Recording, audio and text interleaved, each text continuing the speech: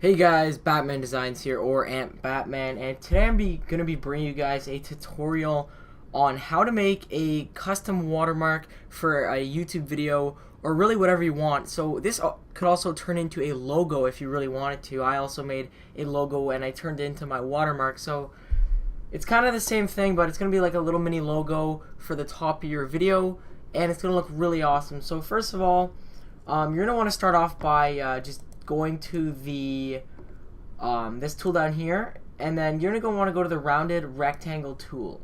So once you're done that, you're gonna want to make a rectangle about, it could be any size you really want. I'd make it around that size right there.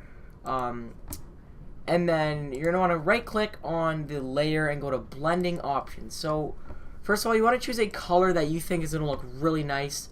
I'm gonna choose a black for this one, and because I'm gonna make my watermark actually blue with a blue outline and make it like nice and blue. So first of all, you want to start off with a black a black background, sorry, and then instead of doing a stroke, you're actually gonna want to do an inner glow, or sorry, an outer glow, and then you're gonna want to turn the opacity up to about 100%. The blend mode, you're gonna put on normal, and then choose your color, or you could choose a color or a gradient. I suggest choosing a color. I'm gonna choose a nice blue, just like that. And then once you've done that, the size, I'm going to turn mine up to 10. So as you can see, it's made this nice black box with a outer nice little glowing blue around it of a thickness of 10. So it looks really nice. Now you're going to want to drag this up to the corner. Actually, you don't have to do that yet. You don't have to do that yet. But you're going to want to quickly click Command T or Control T on a Windows, and you want to put this in the middle. Now my canvas size in the background is a 1280 by 720. Now I do that because a video is 1280 by 720, and if you want to put a picture overlay, that's the size it's going to be. So you're going to want to put this to 640. That's the middle of 1280. And then on the other side, you're going to want to put 360 because that's half of 720. So 640 by 360.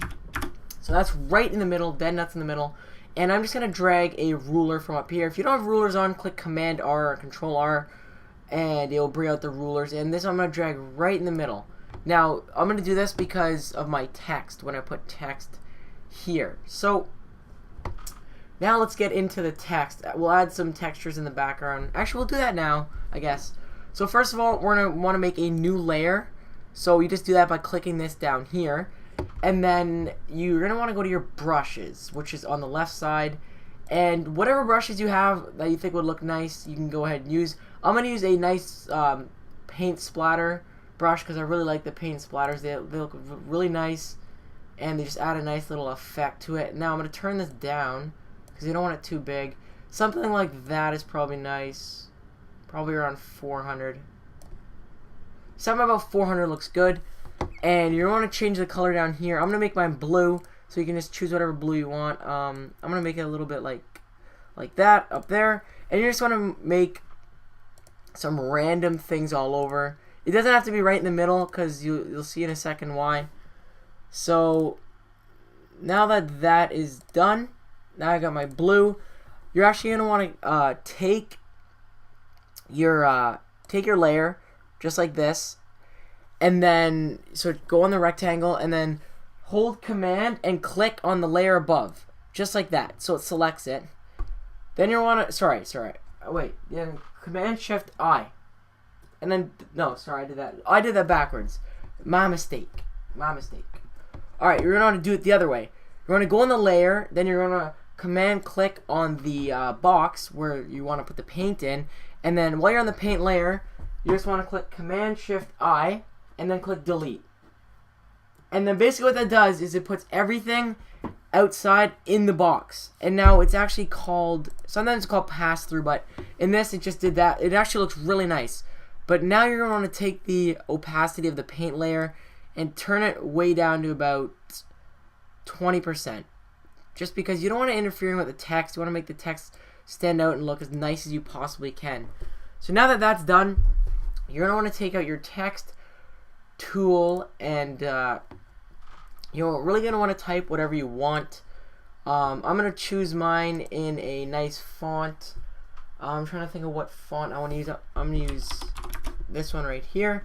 And I'm just going to type in Batman. Just like that. Once you're done that, you're going to take it, make it small, make it so it fits in the box. So just like that. Nice, fits in the box. And then you're going to want to right click on the layer. Okay? And you want to go to blending options. Now, I'm going to choose a gradient overlay.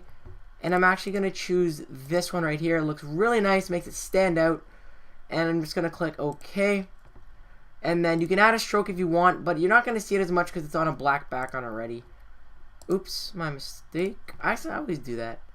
Gradient overlay, just like that. Alright, so now you're going to want to right click and you want to go to duplicate layer. And now you're going to want to put this down on the bottom of it. And you just want to type in whatever you want again. So mine's going to say Batman Designs because that is what this channel is called. So Batman Designs, it actually fits perfect. I didn't have to do any readjusting, which I'm really happy about. And it looks perfect right now. So also you can take a nice little metal effect or a grunge of some sort and put it over the text, which I'm actually going to do right now. I'm going to first rasterize each type, just like that.